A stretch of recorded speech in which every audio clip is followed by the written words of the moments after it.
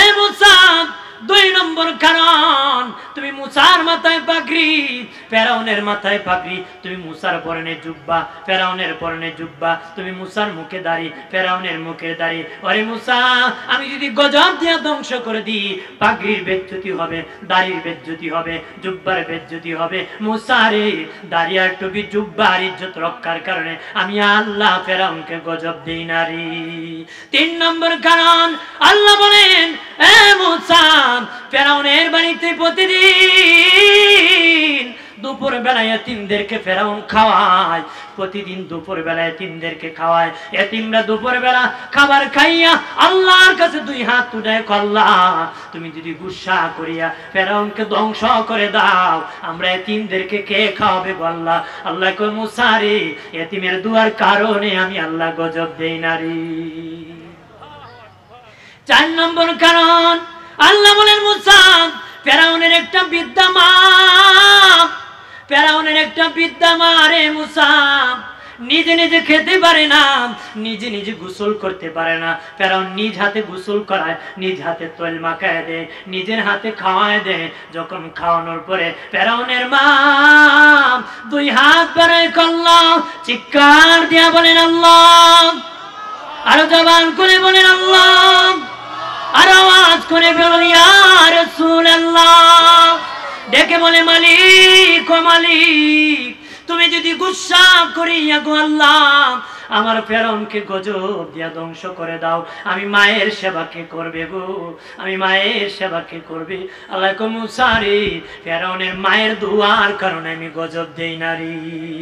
মুসা নবী বলেছিল, আল্লাহ আমার সাথে কে জান্নাতে থাকবে? আল্লাহ কো, অমুক কসাই বেটা তোমার সাথে জান্নাতে থাকবে। মুসা কো, কসাই কেমনে? একজন যুগের পয়গম্বরের সাথে জান্নাতে থাকবে। যাই দেখে সে গোশত কেটে কেটে বাবাদি বিক্রি করে দিয়েছি, একটা নরম গোশতের টুকরা রেখে দিয়েছি।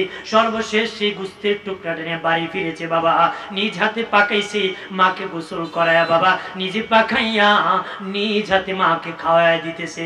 আর ওই কসাইয়ের মা আল্লাহর কাছে দোয়া করে, মালিক আল্লাহ, আমার সন্তান আমারে বড় কষ্ট করে লালন পালন করে নিজ হাতে খাওয়ায় দেয়, আমি মা খুশি হইয়া দোয়া করতেছি, আমার সন্তানকে যুগের পয়গম্বর মুসার সাথে তুমি জান্নাতে রাখো।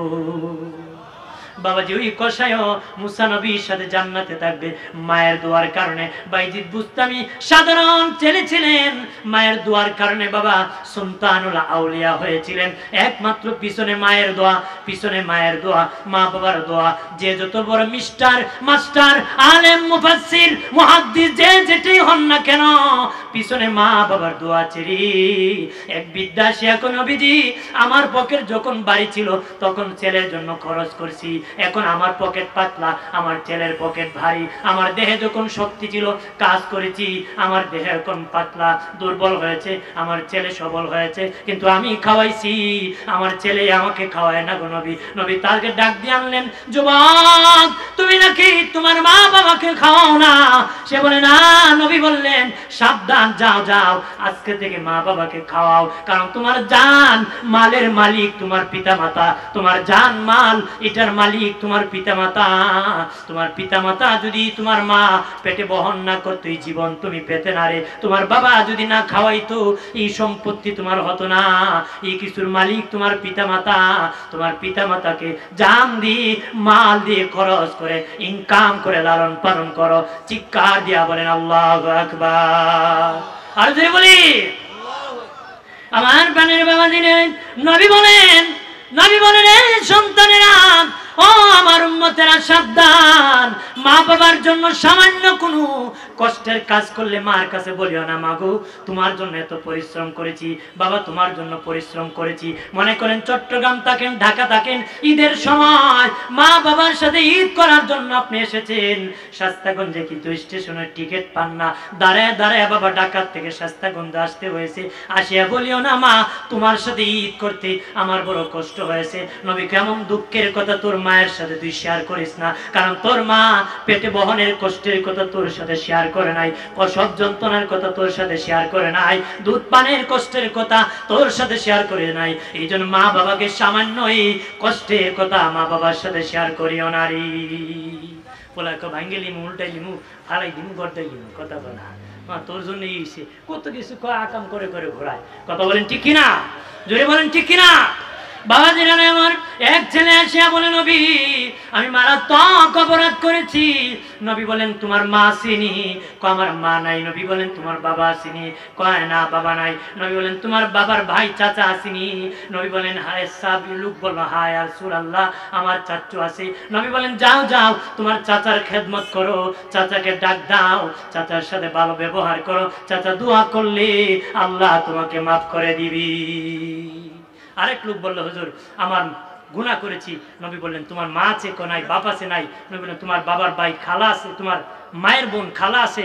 কো আমার খালা আছে। বলেন খালাকে খালা বলে ডাক দাও, খালা বলে ডাক দাও, খালাকে আদর করো, খালাকে মহব্বত করো, খালা দোয়া করলে আল্লাহ মাফ করে দিবে। সুবহানাল্লাহ বলেন না। এই জন্য মা বাবার সাথে ভালো ব্যবহার করতে হবে। এমন শব্দ তুমি করো অথবা তোমার মা বাবা করবে এমন কথা বলা যাবে? বলা যাবে? তাদের সাথে খারাপ আচরণ করা যাবে? কি ব্যবহার করতে হবে? নরম সহজ ভাষায় কথা বলতে হবে। সহজ সহজ মানে তুমি শিক্ষিত পণ্ডিত, শিক্ষিত ভাষা তারা কথা বলতে পারো না, মা শিক্ষিত ভাষা বুঝে না, মা যেই ভাষায় বুঝে সেই ভাষায় মা বাবার সাথে কথা বলো, নরম ভাষায়। বললো না সেটাই কি আবার ওটা কি এটাই নাকি শাস্তাগঞ্জ, হ্যাঁ এরকম ভাবে ভাব ধরিও না। মা যেইভাবে বুঝে সেইভাবে কথা বলবো, যেইভাবে বুঝে কি সেইভাবে কথা বলবা, নরম ভাষায়, গরম নয়। বাবাজি মা বাবার রহমতের কোলে তোমরা লালন পালন করবা, রাজি আছো? বাবাজি তোমাদের যৌবনের ডানা মা বাবার কদমে বিছায়া দিও রে, যৌবনের ডানা বিছায়া দিও। পাখির শক্তি থাকে ডানার ভিতরে বাঁধলে যেমন শক্তি থাকে না, তোমার মা বাবার কদমে কোনো ক্ষমতা রাখবা না, নিচু করে দিবারে। রহমতের নজরে তোমরা লালন পালন করবা, খেদমত করবা। আজান হবে তো জামাত হবে, আমি আর লম্বা করতে পারবো না, এখানে শেষ করলাম। সকলকে নিয়ে একটু দোয়া করবো। আল্লাহুম্মা আল্লাহ করি মুনাজাত, বিপদে পড়িলে আল্লাহ উদ্ধার কইরা দিও, নবীজির খাতিরে হাসর পার কইরা দিও। শাস্তাগঞ্জ পুরান বাজার আহলে সুন্নাত ওয়াল জামাতের 49তম আজকে তাফসীরুল কোরআন সুন্নি সম্মেলনের আল্লাহ এশারের আগের অধিবেশনে আমি আখির ফরিয়াদ আমার হাত বাড়াইলাম, শুরু থেকে শেষ পর্যন্ত ভুল বেয়াদবি মাফ করো। আয় আল্লাহ তাআলা যারা শত শত মানুষ আমার সাথে সন্ধ্যা থেকে এই পর্যন্ত বয়ান শুনেছে, আমাদের সকলকে মা বাবার খেদমতদার জান্নাতি তুমি বানায় দাও। টাকা দ্বারা, বুদ্ধি দ্বারা, শ্রম দ্বারা, পরামর্শ দ্বারা যেভাবে ড্রাইভার ভাইরা সহযোগিতা করেছে, ব্যবসায়ী ভাইরা সহযোগিতা করেছে, যে যেভাবে পরিশ্রম করেছে, আল্লাহ তাআলা সকলের পরিশ্রমে তুমি কবুল করে নাও। আল্লাহ রাব্বুল আলামিন প্রথম বছর এই পর্যন্ত 49 বছরের ভিতরে আমাদের অনেক সুন্নিয়তের বীর পুরুষরা কবরের বাসিন্দা হয়ে গেছেন, আমাদের এই বীর সিফা সালাদের রহে পৌঁছায়া দাও। এখনো যারা খেদমত আছেন সকলকে খেদমত আঞ্জাম দেওয়ার তৌফিক দাও। চন্দ্র যতদিন থাকবে, সূর্য যতদিন থাকবে, এই পুরান বাজারের সুন্নি জামাতের এই মাহফিল তুমি কায়েম রাখো। মতের বিছানায় শুয়ে যাব, আজরাইল আসবে রূহ নেওয়ার জন্য, শয়তান আসবে ঈমান নেওয়ার জন্য। কঠিন মুসিবতের সময় জবানে ঈমানি মধুর কালেমা পড়ায় দিও, লা ইলাহা ইল্লাল্লাহু মুহাম্মাদুর রাসূলুল্লাহ। সকলে ভালো থাকেন, ধন্যবাদ, আসসালামু আলাইকুম।